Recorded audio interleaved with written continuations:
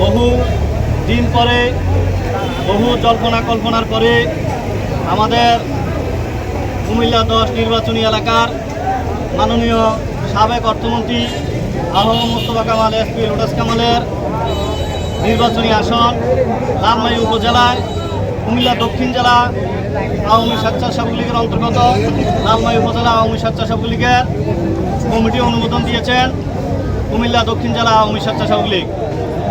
তার প্রেক্ষিতে আজকে লালমাই উপজেলার আওয়ামী স্বেচ্ছাসেবক লীগের নেতৃবৃন্দ আমরা যখন জানতে পেরেছি আমাদের প্রাণপ্রিয় নেতা কুমিল্লা দক্ষিণ জেলা আওয়ামী স্বেচ্ছাসেবক লীগের সম্মানিত সভাপতি তিনি দিনার বাসভবনে আসবেন আজকে, তাই সকলে আমরা উজ্জীবিত হয়ে আমাদের নেতার সাথে দেখা করতে লালমাই উপজেলার সকল নেতাকর্মী আজকে একত্রিত হয়েছেন।